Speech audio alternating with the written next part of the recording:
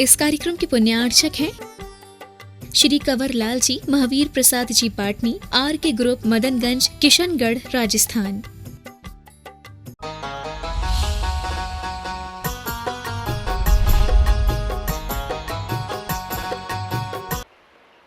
अथवा 5 प्रकार का भी मिथ्या दृष्टि जीव होते हैं। एकांतिक मिथ्या दृष्टि, विपरीत मिथ्या दृष्टि, संशय मिथ्या दृष्टि, अज्ञानी मिथ्या दृष्टि और वैनयिक मिथ्या दृष्टि, ऐसे 5 प्रकार के भी होते हैं। आप लोग आलोचना पाठ वगैरह पढ़े होंगे ना, उसमें एक लाइन आती है ना, विपरीत एकांत विनय के, संशय अज्ञान कुनय के। बस यही लाइन याद रख लो। क्या है ये? विपरीत एकांत, संशय, अज्ञान और वैनयिक। विपरीत अज्ञान, विपरीत एकांत विनय के, विनय आ गया ना, और संशय अज्ञान कुनय के। माने 5 प्रकार के भी भाव मिथ्यात्व के साथ चलते हैं। अब इनमें क्या होता है कि जैसे एकांत मिथ्या दृष्टि होगा तो वो क्या मानेगा? एकांत रूप से यही मानेगा कि आत्मा नहीं होती है, शरीर ही सब कुछ होता है। ये भी क्या हो गया? एकांत मिथ्यात्व हो गया। अथवा दुनिया में, संसार में जो कुछ भी है सब अनित्य ही है, नित्य कुछ भी नहीं है। ये भी क्या हो गया? एकांत रूप से ऐसा मानना, संसार में सब कुछ अनित्य ही है। ये क्या कहलाता है? एकांत मिथ्या दृष्टि। समझ आ रहा है? विपरीत मिथ्या दृष्टि क्या कहलाता है कि वह जैसा है उसको वैसा ना मान करके विपरीत मानता है। जैसे मान लो कोई कपड़ों के साथ में अपने आप को दिगंबर कह रहा है। समझ आ रहा है? अपने पास में वस्त्र, बर्तन सब कुछ रखे है, सग्रंथ है, परिग्रह से सहित है, लेकिन फिर भी अपने आप को क्या कह रहा है? मैं तो निर्ग्रंथ हूँ, निष्परिग्रही हूँ। समझ आ रहा है?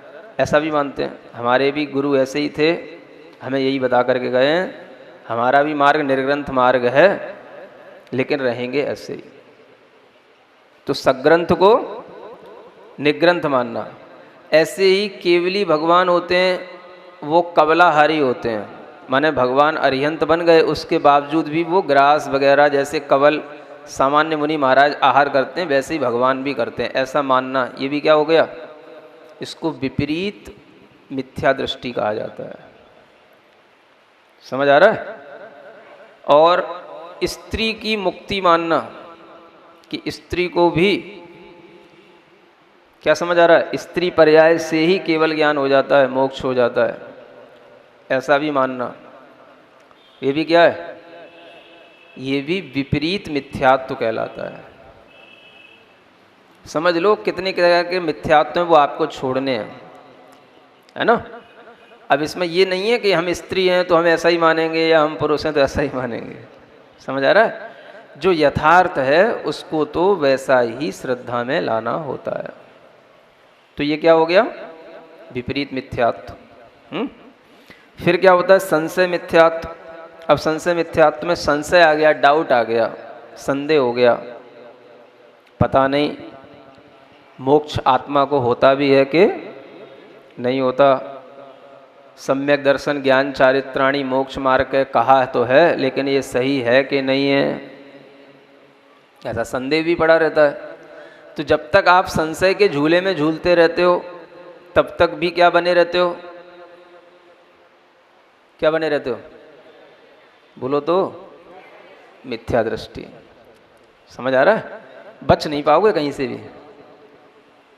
अगर आप थोड़ा सा जान गए, थोड़ा सा पुरानी धारणा बनी और फिर भी डाउट पड़ा हुआ है, हो सकता है, देखेंगे, बात कुछ कुछ समझ में आती है, कुछ कुछ तो नहीं आती है, संदेह पड़ा हुआ है, तो ये कौन सा मिथ्यात्व कहलाएगा?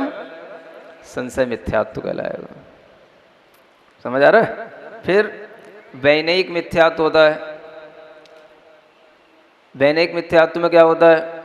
बोला जितने भी दुनिया में महापुरुष हुए सबकी विनय करो, जो जितने भी गुरु हुए सबकी एक साथ विनय करो, जितने भी तरीके के भगवान हैं कहीं पर भी मिल जाएं सबको बिल्कुल एक बराबर मानो। क्या समझ आ रहा है? कोई भगवान छोटे बड़े नहीं होते हैं। समझ आ रहा है? किसी भी तरह के कोई भी भगवान की कोई भी मान्यता हो, कैसा भी कोई भी देवी देवता हो, सब बराबर। तो ये क्या हो गया? इसका नाम है वैनयिक मिथ्यात्व। समझ आ रहा है? सब गुरु एक बराबर, सब आगम एक बराबर, सब भगवान एक बराबर। सबसे मतलब समझ रहे हो? दुनिया में जितने भी तरीके के हैं, हाँ? तो ये क्या हो जाएगा? ये वैनयिक मिथ्यात्व हो गया। फिर क्या बचा? अज्ञान मिथ्यात्व। हमें सोचना ही नहीं, केवल ज्ञान होता है कि नहीं होता है। क्या समझ आ रहा है? क्या सही है क्या गलत है हमें परीक्षा करना ही नहीं। ज़्यादा ज्ञान रखोगे तो ज़्यादा कन्फ्यूजन भी होंगे। वैसे भी हमने सुन रखा है एक proverb, more knowledge more confusion, so there is no knowledge no confusion. समझ में आ रहा है? तो इसका नाम क्या है? इसका नाम है कि वो ज्ञान को हासिल करना ही नहीं चाहता। तो ये हो गया अज्ञान मिथ्यात्व। कुछ समझ आ रहा है कि नहीं आ रहा है? इन पांचों प्रकार के मिथ्यात्व से बचकर के ही हम मिथ्या दर्शन को अपने भावों से छोड़ सकते हैं। तभी हमारे अंदर की जड़ें कर्म बंध की हिल पाएंगी, है ना? 5 प्रकार के ये मिथ्यात्व अगर हमारे अंदर पड़े हैं तो हम इसी रूप में कुछ ना कुछ प्रवृत्ति करते रहेंगे। कुछ लोग होते हैं ना,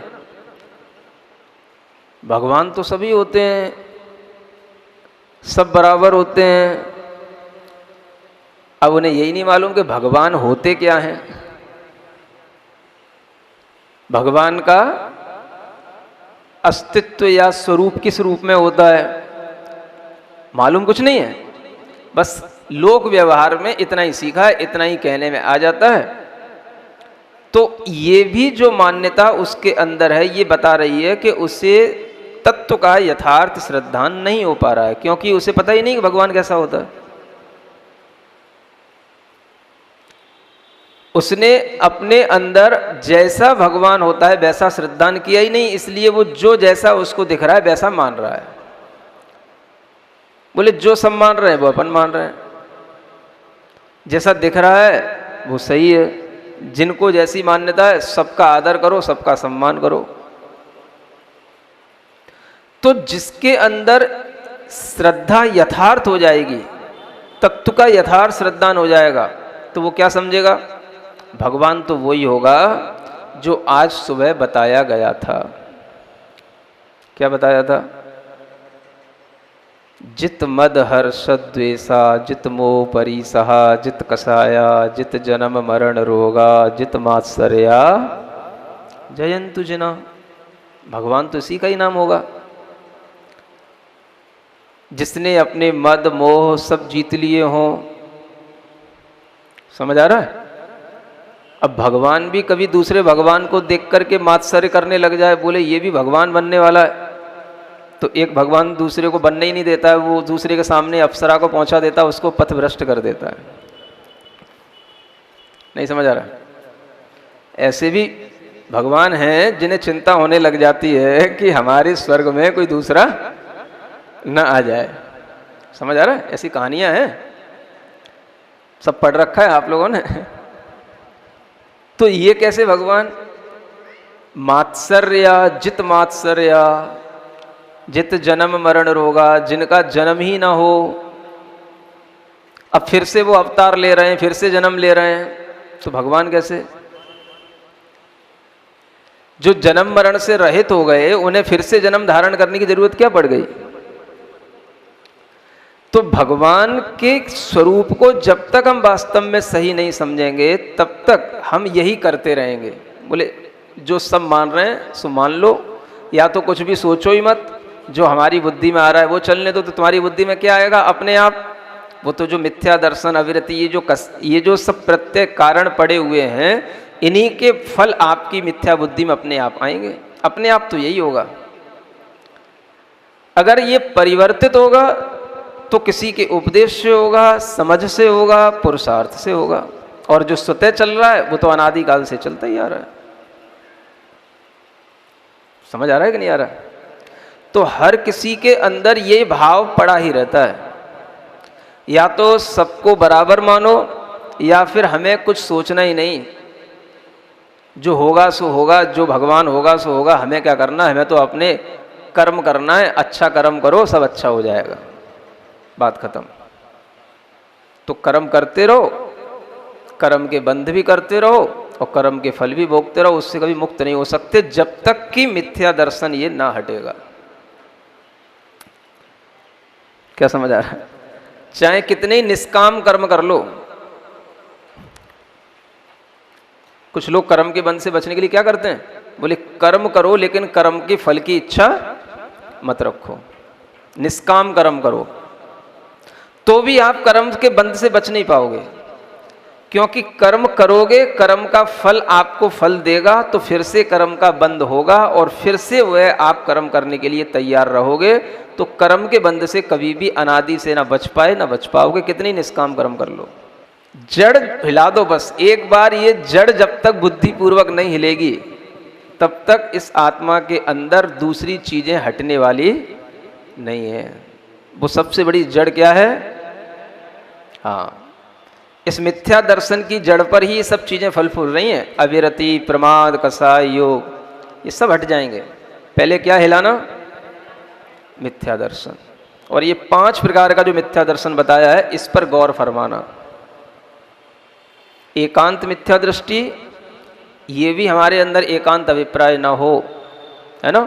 कुछ ऐसे भी धर्म हैं संप्रदाय के रूप में जो यही मानते हैं संसार में सब कुछ अनित्य है, सब कुछ क्षणभंगुर है, नित्य नाम की कोई चीज है ही नहीं है। मतलब मोक्ष भी नहीं हो सकता है, मोक्ष भी हो गया तो नित्य कुछ होता ही नहीं है। जैसे दीपक जल रहा होता है, बुझ जाता है, तो क्या बोल रहे हो, दीपक का निर्वाण हो गया।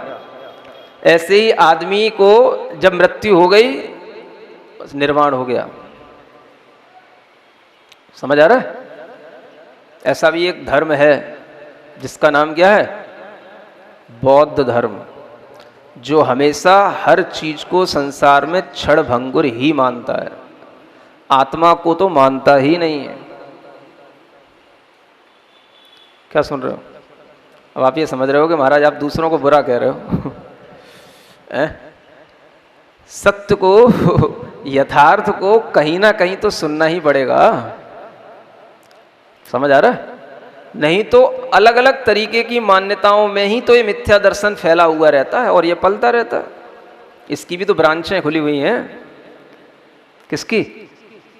मिथ्या दर्शन की। एकांत मिथ्यात्व के रूप में ब्रांच खुली है, एक ब्रांच विपरीत मिथ्यात्व के रूप में खुली है। कपड़े में ही मोक्ष हो रहा है, सग्रंथ ही निर्ग्रंथ है।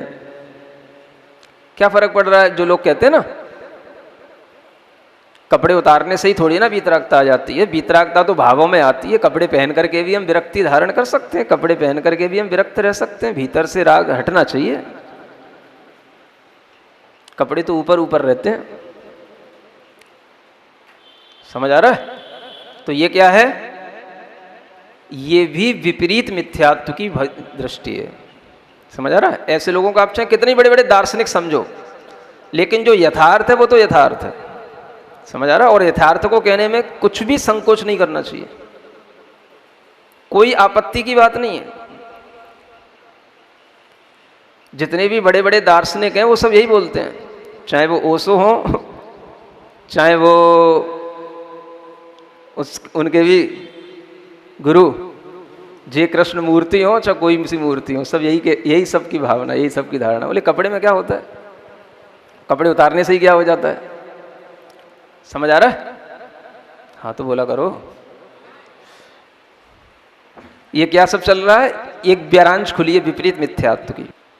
कितनी बार शिविर में आ जाते हैं, बैठ जाते हैं, लेकिन एक आध बार तत्व की श्रद्धा दृढ़ हो पाती कि नहीं हो पाती, कि मोक्ष मार्ग यही है, सम्यक दर्शन ज्ञान चारित्र से ही आत्मा की संसार से मुक्ति होगी, इसमें संशय करने की हमें कोई ज़रूरत नहीं है। अगर नहीं है तो संशय पड़ा ही रहता है, तो वो भी एक मिथ्यात्व की ब्रांच है। समझ आ रहा है? अब जो चीज़ गहरी है, सब आत्माओं में निबद्ध है, बंधी हुई है, तो उसकी अपनी अपनी ब्रांचें तो होंगी ही। एक छोटा सा वृक्ष भी अगर कहीं 25-50 साल का हो जाता तो कितनी फल फूल जाता है, उसकी कितनी पत्तियां हो जाती, कितनी शाखा उपशाखा हो जाती। और ये तो अनादिकाल से चले आ रहे वृक्ष। समझ आ रहा है? कितनी शाखाएं इसकी। फिर वैनयिक मिथ्यात्व है, जो तो आपको बता ही दिया। हर घर घर में एक ना एक वैनयिक मिथ्या दृष्टि जरूर मिलेगा ही, पढ़ा लिखा जरूर होगा वैनयिक मिथ्या दृष्टि। बोले हमसे तो बड़े हैं ही हैं, भगवान तो है ही हैं, सबका आदर करो, किसी का अनादर मत करो। बस पढ़ा लिखा एक ना एक जरूर मिलेगा हर घर में। समझ आ रहा है? और वो पढ़ाने लग जाएगा जो यहाँ से पढ़ के जाते हैं उनको। जिसने कुछ नहीं पढ़ा होगा वो पढ़ाने लग जाएगा। सुन रहे हो कि नहीं सुन रहे हो? होते हैं कि नहीं होते हैं? हाँ, जितने भी तुमने MBA और MBBS करा रखे हैं ना, BA MS और CA करा रखे हैं, ये सब ऐसे ही मिथ्या दृष्टि है। हाँ, बुरा नहीं मानना, क्योंकि तुमने कुछ पढ़ाया ही नहीं उनको। और जो बाहर से पढ़ाया गया या जो उनकी आत्मा में खुद से उनके कर्मों से जो मैनिफेस्ट होगा, जो उनके भाव आएंगे, वो यही तो आएंगे जो आत्मा में बंधे हैं। उसमें उनकी कोई गलती नहीं है, आपकी भी कोई गलती नहीं है। वो तो हर आत्मा का ही स्वभाव ही है। हर आत्मा में मिथ्यात्व बंधा है तो मिथ्यात्व का ही भाव पैदा करेगा, उल्टी श्रद्धा ही पैदा करेगा। समझ आ रहा है? और फिर कुछ ऐसे आलसी पड़े रहते हैं घर में, बोले धर्म जाके तुम ही कर लो, हमें कुछ सुनना ही नहीं, तुम ही मोक्ष चले जाओ, तुम ही पूजा कर लो, तुम ही पुण्य कर लो, मुझे ज्ञान मत दो, अपना ज्ञान अपने पास रखो। आपकी दृष्टि में वो ज्ञानी होंगे, पढ़े लिखे होंगे, CA MBA MBBS सब किए होंगे, लेकिन वो अध्यात्म की दृष्टि में क्या कहलाएंगे? अज्ञानी मिथ्या दृष्टि, जो किसी भी चीज की हित अहित की कोई परीक्षा करना ही नहीं चाह रहे हैं। अब आप देख लो, 5 प्रकार की ये ब्रांचें पूरे संसार में फैली हुई हैं। समझ आ रहा है? हर घर घर में इस ब्रांचों के बड़े बड़े पौधे लगे हुए हैं। समझ आ रहा है? और सब इसी में मस्त हैं। जो मुट्ठी भर थोड़े बहुत लोगों को चिंता पड़ी हो, तो वो इसके बारे में सोच करके अपना मिथ्यात्व छोड़ करके सम्यक्त्व की भावना करें, और ये 5 प्रकार के मिथ्यात्व से अपने बचाने की भावना करें। समझ आ रहा है? और इसकी प्राप्ति के लिए, श्रद्धा के लिए कोई उम्र नहीं है, कोई समय नहीं है। बच्चा बड़ा होएगा तब सीखेगा। अरे तुम बड़े होके नहीं सीख पाए तो बच्चा बड़ा होके क्या सीख लेगा? सीखना होगा तो बच्चे को बच्चे की अवस्था में सीख सकता है। 8 साल का बच्चा भी सीख सकता है, और नहीं सीखना तो 80 साल में भी नहीं सीख सकते। क्या समझ आ रहा है? इस चीज की कोई उम्र नहीं होती है ना? तो ये कुछ तो उपदेश से आते हैं मिथ्यात्व, जो वो कहलाते हैं ग्रहित, और जो बिना उपदेश के होते हैं वो होते हैं अग्रहित। एक दृष्टांत आता है, भगवान आदिनाथ का जो पुत्र था मरीचि, वह अग्रहित मिथ्या दृष्टि की कोटि में आता है। मतलब वो पहले कभी कुछ सीखा नहीं था मिथ्यात्व क्या होता है, लेकिन मिथ्यात्व उसके अंदर पड़ा हुआ है। भगवान के उपदेश सुनने के बावजूद भी उसके अंदर का मिथ्यात्व इतना तीव्र पड़ा था कि उसने भगवान के सामने घोषणा कर दी कि कोई केवल ज्ञानी नहीं होता, कोई सर्वज्ञ अर्वज्ञ नहीं होता है? हाँ, और खुद उनके बेटे का बेटा, क्या बोलते, पोता पोता समझ आ रहा है? भरत चक्रवर्ती का बेटा, आदिनाथ का पोता, घोर मिथ्या दृष्टि। समझ आ रहा है? और उस मिथ्यात्व के फल से उसने क्या शुरू किया? कोई केवल ज्ञान नहीं होता, कोई सर्वज्ञ अर्वज्ञ नहीं होते। हमारे पास आओ, हम बताएंगे कैसे मोक्ष होता है। उसने अपनी नई प्रथा चलाई, आज तक चल रही है। वो प्रथा चलाने वाला भटकते भटकते भटकते भटकते वही 24वां तीर्थंकर बना, आदिनाथ भगवान का वही पोता, वही वर्धमान महावीर स्वामी का जीव वही बना। क्या सुन रहे हो? वो तो सम्यक दृष्टि होकर के मोक्ष चला गया, अब उसकी जो चलाई हुई प्रथा है वो तो चली रही है, उसको कौन रोके? समझ आ रहा है? तो जो होता है वो तो होता ही रहता है, जिसने जो कर दिया वो तो चलता ही रहता है। तो वही जीव कभी मिथ्या दृष्टि है, वही जीव कभी सम्यक दृष्टि हो जाता है, लेकिन जब मिथ्यात्व का फल मिलता है, तीव्र उदय चलता है, तो उस समय पर उसकी बुद्धि में इतने ज्यादा कर्म के बंद होते हैं कि वह कितने करोड़ों असंख्यात वर्षों के कर्मों को बांध लेता है। आप ये देखें, कहाँ भगवान आदिनाथ के समय की बात, जो तीसरे काल के अंत की बात है, चौथा काल प्रारंभ नहीं हुआ और पूरा चौथा काल निकल गया, लास्ट में जाकर के उसका निस्तार हुआ तीर्थंकर बनने के रूप में, बाद में निस्तार हुआ। तो एक कोड़ा कोड़ी सागर का काल उसने भटका, ऐसा कोई भी पर्याय नहीं जो उसने धारण न किया हो। वनस्पति में भी गया, अकौआ का जीव भी बना, आम का जीव भी, पेड़ में भी जीव बना, सब बना। समझ आ रहा है? स्त्री भी बना, नपुंसक भी बना, सब बना, पशु भी बना, पक्षी भी बना, सब बना। किसके कारण से? इसी मिथ्यात्व के कारण। समझ में आ रहा है? तो सबसे पहला जो मुख्य कारण है वो यही मिथ्या दर्शन है, और इसके ये 5 भेद हैं। इनको जान करके पहले इससे बचने का उपाय करेंगे, उसके बाद में कुछ और चीज आपको हासिल हो पाएगी, है ना। फिर अब अविरति है, प्रमाद है, इनकी चर्चा फिर थोड़ा सा और डिटेल में बाद में करेंगे। पहले जो है इसी मिथ्या दर्शन के भाव को समझें, और ग्रहित अग्रहित 2 प्रकार का ये मिथ्या दर्शन, और फिर ये जो ग्रहित है वो 5 प्रकार का है, एकांत, विनय इत्यादि के भेद से। इस तरह से जो मिथ्या दर्शन के भेद हैं, इनसे अपनी श्रद्धा को बचाने की कोशिश करें। इतना ही पर्याप्त। पहला सूत्र, मिथ्या दर्शना विरति प्रमाद कषाय योगा बंध हेतवः।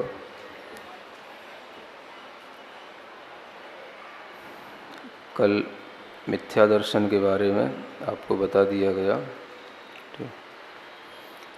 थोड़ा सा अविरति के बारे में भी जानते हैं। अविरति का अर्थ होता है विरति का अभाव। विरति यानी विरक्ति का अभाव, मतलब व्रत लिया गया है और उन व्रतों के ग्रहण करने की जो शक्ति होती है या जो भावना होती है, उस भावना का नहीं होना ही अविरति कहलाता है। तो यह अविरति भी कर्मबंध का कारण है। जिस तरीके से मिथ्या दर्शन कर्मबंध का कारण है, उसी तरीके से अविरति भी कर्मबंध का हेतु है, कारण है। ये अविरति कैसी होती है? तो सामान्य से 12 प्रकार की अविरति कही जाती है। अविरति का मतलब असंयम भी कह सकते हैं, और यह 12 प्रकार का असंयम, इसमें से 6 प्रकार का प्राणी संयम नहीं होना और 6 प्रकार का इंद्रिय संयम नहीं होना, इसी का नाम 12 प्रकार की अविरति है। 6 प्रकार का प्राणी संयम होता है। प्राणी संयम का मतलब जो 6 काय के जीव हैं, उन जीवों की रक्षा करने का नाम तो संयम है, और उन 6 काय के जीवों की रक्षा नहीं कर पाने का नाम असंयम है। तो 6 काय के जीव कौन से होते हैं? 5 स्थावर काय और 1 त्रस्काय, ऐसे 6 काय के जीव कहे जाते हैं। तो इन 6 प्रकार के, इन 6 कायों के जीवों की रक्षा करना, इनकी हिंसा नहीं करना, ये कहलाता है प्राणी संयम। और इसी को कहते हैं प्राणी वध से विरति होना। और जब ये विरति नहीं होती है तो उसी का नाम अविरति कहलाता है। विरति का अभाव अविरति। इसी तरीके से इंद्रिय संयम, 5 इंद्रियां हैं, एक मन है, इन 6 चीज़ों का जब संयम होता है तो वो कहलाती है विरति। और इन 6 प्रकार के इंद्रिय और मन के इन संयम का अभाव होने का नाम होता है अविरति। तो अविरति का मतलब हो गया 12 प्रकार की जो अविरति है वह अपने इंद्रिय और मन से भी संबंधित है और बाहरी जीवों से भी संबंधित है। अब ये 12 प्रकार की अविरति का त्याग करना भी एक तरह से बड़ा काम है। और इस अविरति का त्याग नहीं कर पाने का कारण भी अंतरंग में कषाय भाव का सद्भाव रहना है, कषाय भाव बना रहना है। तो अंतरंग में एक तो आपको कल मिथ्यात्व बताया था, और अब दूसरी चीज़ जानने योग्य है कषाय। देखा जाए तो कर्मबंध की प्रक्रिया में सारा का सारा खेल 2 ही चीज़ों का है, मिथ्यात्व का और कषाय का। बाकी जो चीज़ें हैं वो हल्की हैं, आराम से उनसे निपटा जा सकता है, लेकिन मिथ्यात्व और कषाय ये 2 ही सब कर्मबंध के हेतुओं में गर्भित हैं। मिथ्यात्व को तो कल आपने पृथक रूप से समझ ही लिया मिथ्या दर्शन के नाम से। अब जब ये अविरति शुरू होती है तो ये अविरति भी किससे उत्पन्न होती है, किस कारण से हम विरति धारण नहीं कर पाते हैं, अविरति बनी रहती है। तो इसका भी जो कारण है वो अविरति का कारण भी कषाय ही होता है। क्या होता है? मतलब अविरति यहाँ कही जा रही है वो अविरति तो है एक तरीके से बाह्य परिणति, जिसके कारण से हम विरति नहीं धारण कर रहे हैं, लेकिन वह भी क्यों नहीं हो रही है, तो अंतरंग में कषाय का सद्भाव। तो वह जानने के लिए पहले कषाय जो 4 प्रकार की बड़ी बड़ी हैं उनको थोड़ा सा समझ लेना आवश्यक है, तब आपको पूरा सूत्र समझ में आएगा। पहली कषाय है अनंतानुबंधी कषाय। इसके 4 भेद हो जाते हैं, अनंतानुबंधी क्रोध, अनंतानुबंधी मान, अनंतानुबंधी माया और अनंतानुबंधी लोभ। दूसरी कषाय है अप्रत्याख्यान कषाय। इसके भी 4 भेद होते हैं, क्रोध मान माया लोभ की अपेक्षा से। तीसरी कषाय है प्रत्याख्यान कषाय। इसके भी 4 भेद होते हैं, प्रत्याख्यान आवरण, क्रोध मान माया लोभ। इन अप्रत्याख्यान और प्रत्याख्यान इन दोनों कषायों के साथ में आवरण शब्द का प्रयोग किया जाता है, यानी अप्रत्याख्यानावरण क्रोध, अप्रत्याख्यानावरण मान माया लोभ, ऐसे। इसी तरीके से प्रत्याख्यानावरण क्रोध मान माया लोभ। आवरण शब्द अप्रत्याख्यान और प्रत्याख्यान इन 2 कषायों के साथ ही जुड़ता है। चौथी कषाय है संजुलन कषाय। संजुलन क्रोध मान माया लोभ। ये जो 4 कषायें अपनी 4 तरीके की क्वालिटी रखती हैं, और इसी के कारण से कुछ चीज़ें बाधित होती हैं जो हमारे आत्मा के गुणों को बाधित करती हैं। अनंतानुबंधी कषाय का संबंध मिथ्यात्व के साथ ही रहता है। तो अनंतानुबंधी कषाय का अभाव भी हो जाता है तो भी आत्मा के अंदर सम्यक्त्व के अलावा और कोई लाभ प्राप्त नहीं होता है। मिथ्यात्व के साथ में अनंतानुबंधी कसाय का अभाव हो जाता है और वह अनंतानुबंधी कसाय और मिथ्यात्व दोनों एक ही काम करते हैं, सम्यक्त्व का घात करना, माने सम्यक दर्शन आत्मा में नहीं होने देना। तो जो काम मिथ्या दर्शन का है उसी को आप समझ के चलें, वही काम अनंतानुबंधी कसाय का भी है। थोड़ा सा अंतर है, वो आपको बाद में समझाया जाएगा जब थोड़े आप बड़े हो जाओगे। बड़े होने का मतलब थोड़ा और पढ़ लिख लोगे तब समझाएंगे। तो अभी जो है इतना समझना कि अनंतानुबंधी कसाय भी मिथ्यात्व के साथ ही रहती है। कुछ विशेष अवस्था में अनंतानुबंधी कसाय मिथ्यात्व के बिना भी रहती है। तो वह अनंतानुबंधी कसाय का काम तो मुख्य रूप से सम्यक दर्शन को नष्ट करना है, ये जानना। अनंतानुबंधी कसाय का काम क्या है? सम्यक दर्शन को नहीं होने देना। अप्रत्याख्यान कसाय, इसका भी काम समझना चाहिए। जैसा कि शब्द है प्रत्याख्यान, प्रत्याख्यान माने होता है त्याग। क्या होता है? अप्रत्याख्यान माने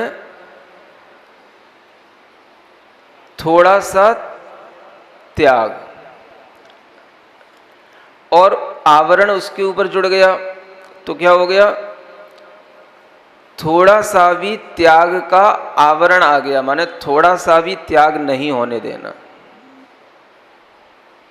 समझ आया? अप्रत्याख्यानावरण कषाय का काम क्या होगा, वो उसके नाम से ही आपको जानना है। प्रत्याख्यान माने कषाय, और अप्रत्याख्यान माने वो, प्रत्याख्यान माने त्याग और अप्रत्याख्यान माने थोड़ा सा त्याग, और उसके भी ऊपर आवरण है, माने जो आपको थोड़ा सा भी त्याग न करने दे, उस कसाय का नाम है अप्रत्याख्यानावरण कषाय, है ना। ये आवरण है हमारी आत्मा के ऊपर कसायों के माध्यम से। तो ये आवरण किस पे कर रहा है?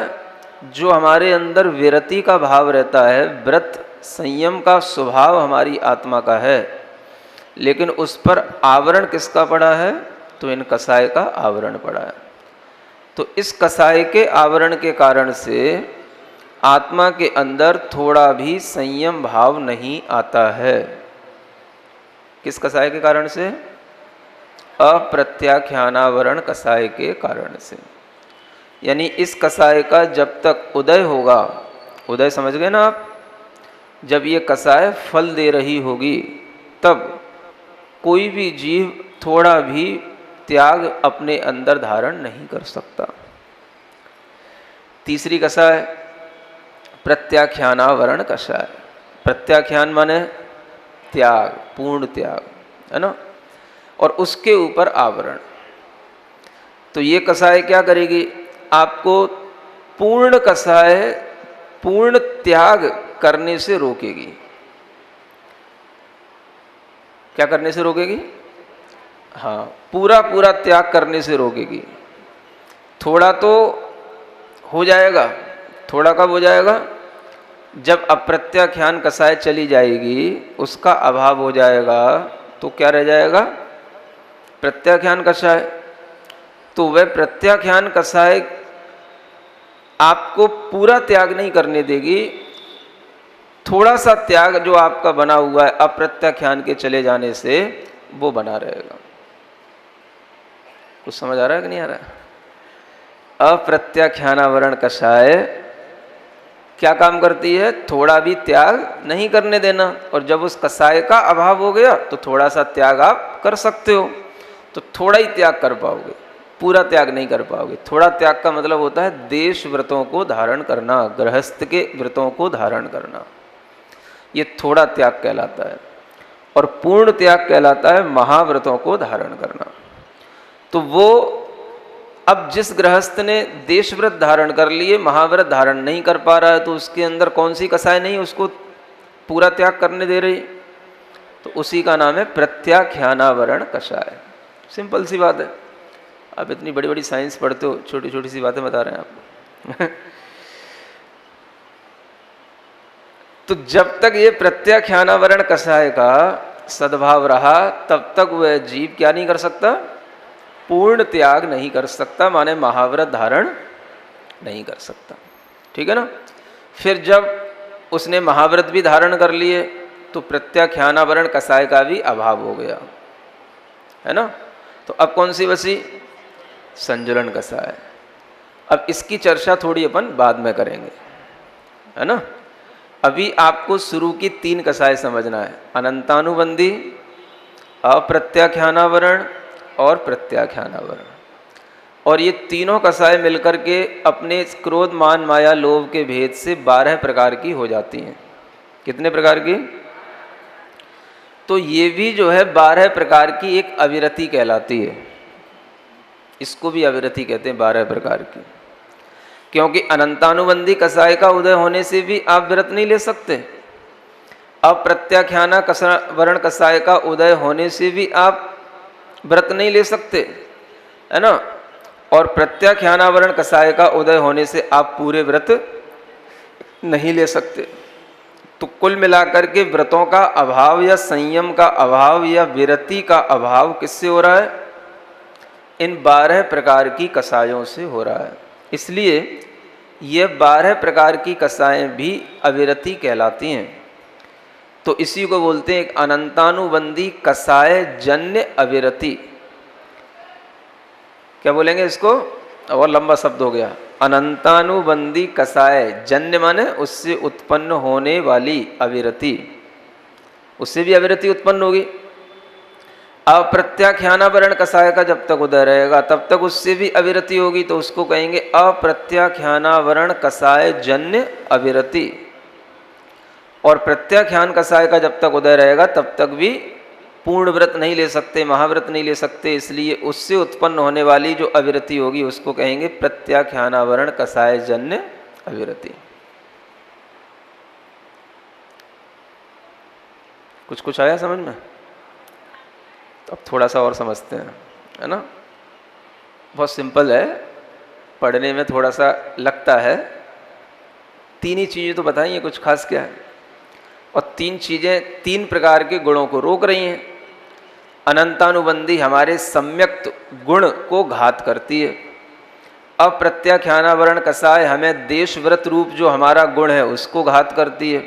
और प्रत्याख्यानावरण कषाय जो महाव्रत धारण करने रूप हमारी आत्मा का गुण है या स्वभाव है उसको घात करती है।